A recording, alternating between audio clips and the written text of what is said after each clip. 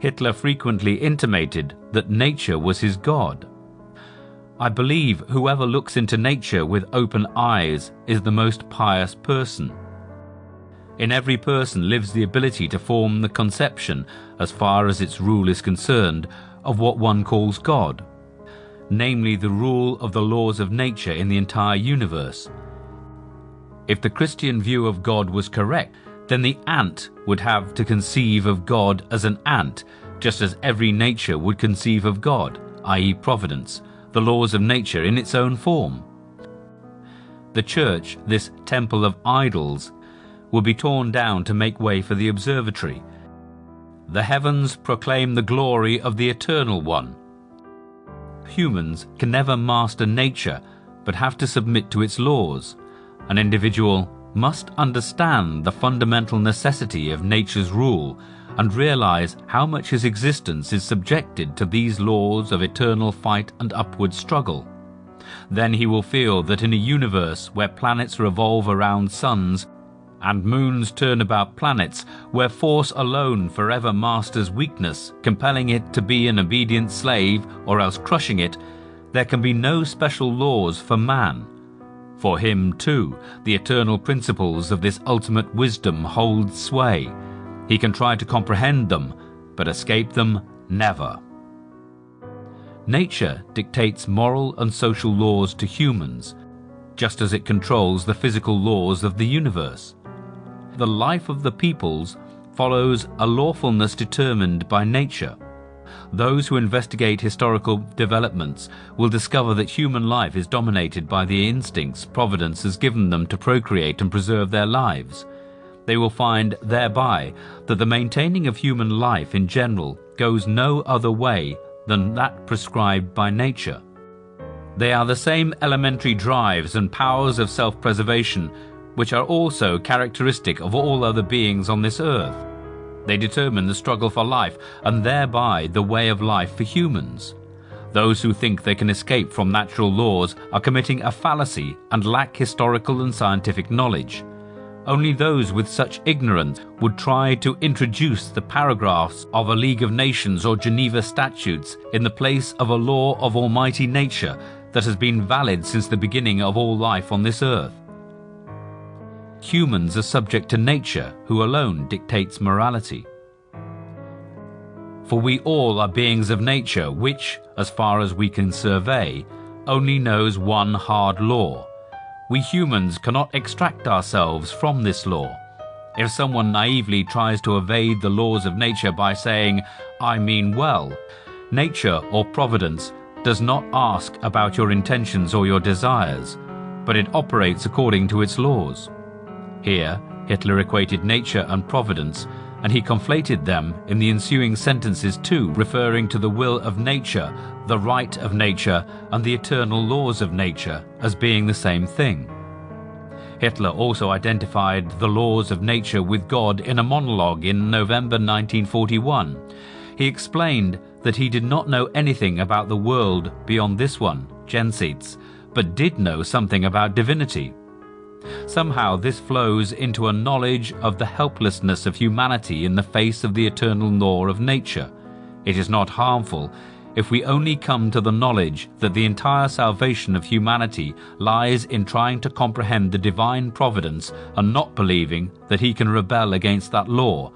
If people humbly conform to the laws, that is wonderful.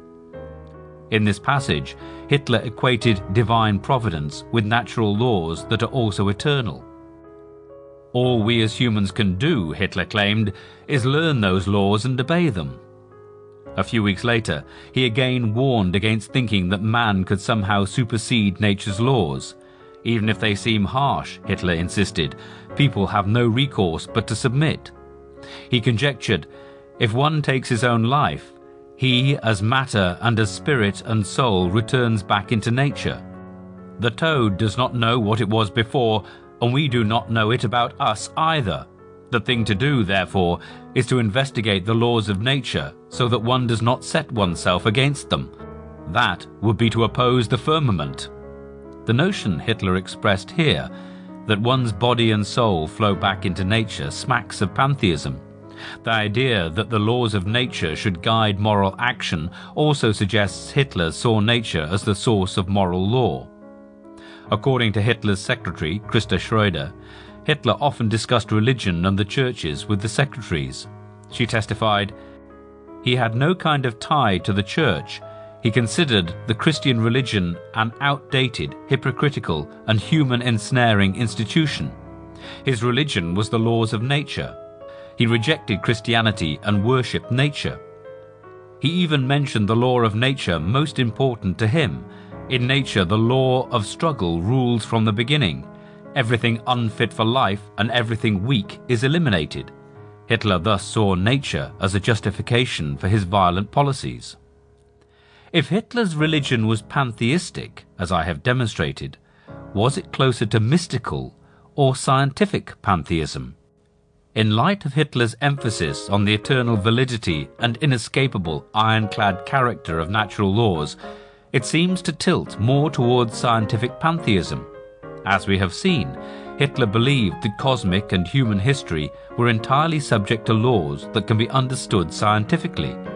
He specifically rejected mysticism as a source of knowledge.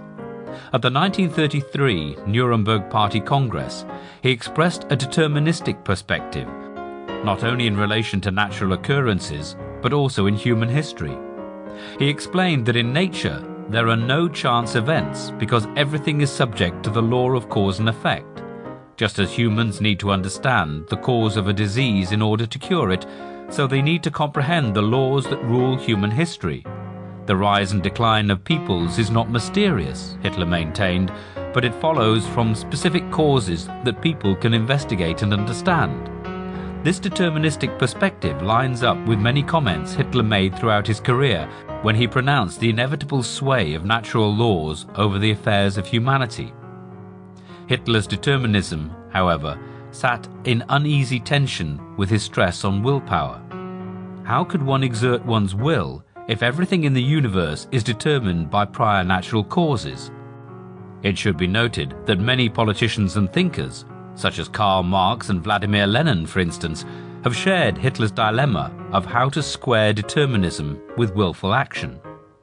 One way that Nazis as biological determinists and Marxists as economic determinists were able to bridge the determinism-free will divide was to insist that their activity was in line with the inevitable flow of historical developments. In Hitler's perspective, providence, or nature, or fate, or God, was smiling favorably on his efforts, precisely because he was acting in harmony with the inescapable laws of nature. His and Germany's successes did not come from prayer or mystical rites or ceremonies, but resulted in taking action in accordance with the laws of nature. Hitler illustrated this belief when he told officer cadets in Berlin in December 1940 how they could achieve victory. In stirring them up to kill or be killed, he stated, "We can emerge victorious from this arduous battle if only we realize its unchangeable, necessary, and inevitable nature. The individual cannot shrink from it, and it is the fate of the entire Volk. Hence, at this hour, I would like to speak to you on the inevitability not only of this battle, but of struggle as such." In the rest of the speech, Hitler instructed them about the laws of nature applicable to the war they were fighting, and he admonished them to wage war in concert with those insuperable laws. While I freely admit that it is impossible to know with ironclad certainty whether Hitler was a pantheist, panentheist, deist, or theist, it seems Hitler's position was closest to pantheism. When he used language that suggested other positions, it was usually in public speeches, where he was simply using traditional God language to appeal to the religious beliefs of his audience. However, as is evident in many places where he used the terms God and nature interchangeably, he was often employing traditional religious terminology, but defining those terms in non-traditional ways.